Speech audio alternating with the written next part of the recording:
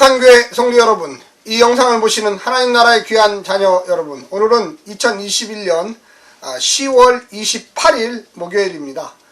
이제 출애굽기가 거의 끝나가고요. 성막 짓는 일도 거의 막바지에 다다랐습니다. 이제 긴 여정 26장부터 무려 40장에 걸쳐서 오로지 회막을 만드는 이 과정을 설명하고 있습니다. 물론 처음에는 계획서를 얘기했죠. 그리고 그것을 실행하는 과정에서 이스라엘 백성들이 모세가 없는 사이에 이집트에서 배웠던 이 우상 숭배를 재현하는 그런 아주 하나님 앞에 못된 죄를 지어서 무려 3,000명이나 죽는 쓰라린 경험을 하게 됩니다. 그리고 그 이후에 다시금 회개하는 마음으로 재헌신을 하게 되고요. 그리고 그 가운데 중요했던 사람 아론이 있었습니다. 오늘 본문은 이 아론의 옷, 이 대제사장의 옷을 만드는 그런 과정들을 설명하고 있습니다.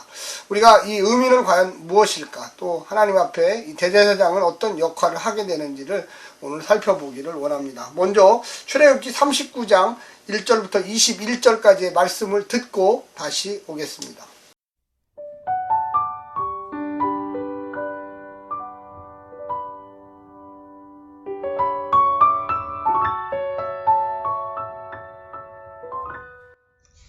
출애굽기 39장. 그들은 여호와께서 모세에게 명령하신 대로 청색, 자색, 홍색 실로 성소에서 섬길 때 입을 정교한 옷을 만들고 또 아론을 위해 거룩한 옷을 만들었더라. 그는 또 금실과 청색, 자색, 홍색 실과 가늘게 꼰 배실로 에보드를 만들었으되 금을 얇게 쳐서 오려서 실을 만들어 청색, 자색, 홍색 실과 가는 배실에 섞어 정교하게 짜고 에봇에는 어깨바지를 만들어 그 두 끝에 달아 서로 연결하게 하고 에봇 위에 에봇을 매는 띠를 에봇과 같은 모양으로 금실과 청색, 자색, 홍색 실과 가늘게 꼰 배실로 에봇에 붙여 짰으니 여호와께서 모세에게 명령하신 대로 하였더라.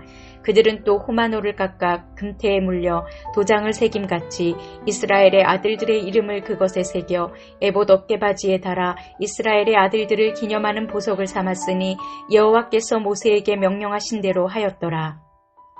그가 또 흉패를 정교하게 짜되 에봇과 같은 모양으로 금실과 청색, 자색, 홍색 실과 가늘게 꼰 배실로 하였으니 그것의 길이가 한 뼘, 너비가 한 뼘으로 네모가 반듯하고 두 겹이며 그것에 네 줄 보석을 물렸으니 곧 홍보석, 황옥, 녹주옥이 첫 줄이요 둘째 줄은 성유석, 남보석, 홍만호요 셋째 줄은 호박, 백만호, 자수정이요 넷째 줄은 녹보석, 호만호, 벼곡이라 다 금태에 물렸으니 이 보석들은 이스라엘의 아들들의 이름 곧 그들의 이름대로 12이라 도장을 새김같이 그 12지파에 각 이름을 새겼으며 그들이 또 순금으로 노끈처럼 사슬을 따 흉패에 붙이고 또 금태 둘과 금고리 둘을 만들어 그 두 고리를 흉패 두 끝에 달고 그 따은 두 금사슬을 흉패 끝 두 고리에 꿰매었으며 그 따은 두 사슬의 다른 두 끝을 에봇 앞 두 어깨바지의 금태에 매고 또 금고리 둘을 만들어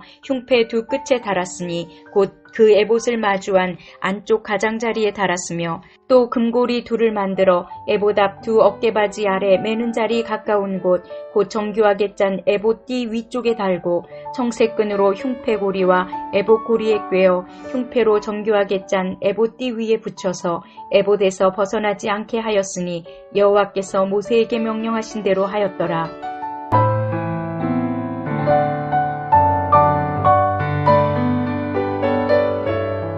오늘 본문은 이 대제사장의 옷 중에서 특별히 흉패, 이 가슴에다가 이렇게 보석을 박아가지고 12보석을 이스라엘을 상징적으로 하나님 앞에 보여지도록 하는 것입니다.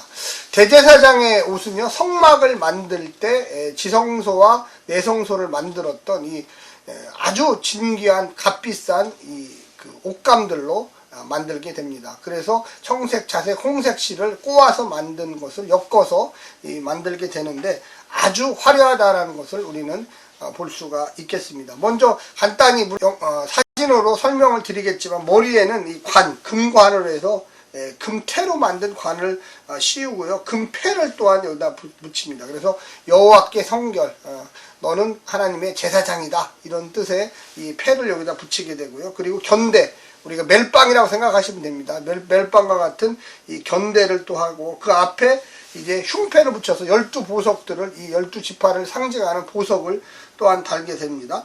그리고 그 안에는 이 속에 이 겉바지, 이 겉옷이 있고요. 그 아주 맨 살에 닿는 속바지가 또한 있습니다. 이 속옷은, 이 겉바지는 이 주로 파란색 계통이면 속바지는 이 속옷이라고 해서 이 흰색 계통의 옷을 입습니다. 그리고 가운데 오늘날 이 남자들이 하는 이 혁대처럼 아주 매는 또 있고요. 그리고 밑에 부분이 에봇으로 되어 있습니다. 에봇. 그래서 자기의 어떤 잘못이나 부족한 것을 이 에봇을 통해서 하나님 앞에 나아갈 때 용서를 받는 것이죠. 그리고 성유와 금방울로 해가지고 이 겉옷을 싸게 됩니다. 제사장의 화려함을 또한 돋보이게 하는 과정 중에 있습니다. 특별히 오늘 본문에 보게 되면 이 에봇과 호마노, 또 여러가지 보석들, 홍보석, 황옥, 녹주석, 성유석, 남보석, 호마노, 또 호박, 백마노, 자수정, 또 녹보석, 호마노, 벽옥, 이게 이제 12이 흉패에 달려있는 보석들의 이름들을 쭉 이야기하고 있습니다. 그래서 전체적으로 보면 제사장의 옷을 만드는 과정인데, 특별히 화려한 면들, 특히 거기 보시면 흉패와 흉패 안에 있는 이 보석들, 그리고 그 안에 보면 다시 한번 이야기하는 에봇. 그래서 하나님 앞에 나아갈 때 반드시 입어야 되는 에봇을 중요하게 설명하고 있습니다. 이런 본문들은 특별히 출애굽기 28장에 나와 있는데 대부분이 거의 비슷하게 설명을 하고 있습니다. 우리가 오늘 이 본문을 좀 보면서 생각할 것은 뭐냐면, 첫 번째는 거룩한 옷을 입은 대제사장 아론이 어떤 사람이었습니까? 이스라엘의 백성들이 굴복할 수밖에 없도록 압력을 가해서 너희들이 갖고 있는 폐물을 가져와라. 그래서 모세가 시내산 정상에 있을 때 모세의 부재로 인해서 백성들이 어떻게 보면 폭력적이고 혁명적인 아론을 궁지에 몰아넣죠. 그때 아론이 황금 송아지를 만들어주는 역할을 하는 사람이었습니다. 감히 상상할 수도 없는 일이에요. 어떻게 이런 사람이 죽지 않고 하나님의 대제사장으로 불렀느냐. 그것은 하나님이 구별하여 주신 옷을 입었고, 또한 하나님께서 세우신 제사장이기 때문에 그렇습니다. 그래서 물론 3,000명이 죽었어요. 그런데 이 주도적으로 아론이 그런 일을 한 건 아니라, 어떻게 보면 떠밀려서, 어떻게 보면 백성들의 분노를 잠잠하게 하려고 했죠. 그러나 그 역시도 최대한 자기 자신을 자책하고 회개하고 다시 하나님이 그를 불러줌으로 우상숭배의 주역에서 하나님을 온전히 섬기는 대제사장의 가문이 될 수가 있었습니다. 우리도 역시 마찬가지입니다. 예수 그리스도라는 구별된 제물을 하나님께서 받으시고 우리에게 영원한 용서하심을 주신 거죠. 그래서 우리가 예수의 의를 힘입어 의롭게 된 거지, 우리가 우리 스스로 의롭게 됐나요? 두 번째는 순종만이 제사장을 주는 자격이다. 거기에 보게 되면 제사장의 옷을 만드는데 무려 7번 1절, 5절, 7절, 21절, 26절, 29절, 31절에서 야훼께서 모세에게 명하신 대로 하였더라. 여호와께서 모세에게 명하신 대로 하였더라. 주님이 이렇게 하라면 이렇게 하고 저렇게 하라면 이게 바로 목회자의 일이에요. 목회자는 내 뜻과 내 마음 갖고 하는 사람이 아닙니다. 성경의 말씀에 순종하는 사람이고, 성령님 앞에 제일 먼저 주님 내가 여기 있사오니 말씀하옵소서 하는 사람이 바로 목회자입니다. 착각하시는 성도님들이 많이 있어요. 목회자가 이렇게 한다 저렇게 한다. 물론 그런 모습이 보일 수가 있어요. 인간이니까. 그런데 기본적으로 목회자는 하나님의 명령 앞에 순종하는 사람, 하나님의 말씀 앞에 온전히 자기 뜻을 굴복시키는 사람만이 목회자가 될 수가 있습니다. 우리가 오늘 본문을 보게 되면 대제사장, 완전한 순종과 제사장의 거룩함 사이에 밀접한 관계가 있음을 우리는 알아야 합니다. 대제사장이었던 아론이 잘못한 거 사실이에요. 그러나 하나님이 용서해 주셨고 그가 온전히 순종하기 위해 노력했다는 걸 우리는 깨달아야 합니다. 세 번째는 이스라엘을 대표하는 제사장입니다. 대제사장이 이스라엘 12아들이 새겨진 보석으로 장식된 에봇을 입고 지성소에 들어가는 것은 사실상 이스라엘 모든 백성이 이 대제사장과 함께 하나님 앞에 나아간 것과 다름없습니다. 그래서 12, 아까 보석 이름을 제가 불러줬죠? 이게 바로 12지파, 이스라엘 전체를 상징적으로 보여주는 겁니다. 그래서 대표로 대제사장이 지성소에 1년에 한 번 들어가게 되는 것이죠. 따라서 그분의 거룩한 희생을 통해 우리가 하나님 앞에 나아갈 수 있게 되었지만 그분에게만 거룩함과 순종을 요구하지 않는 것입니다.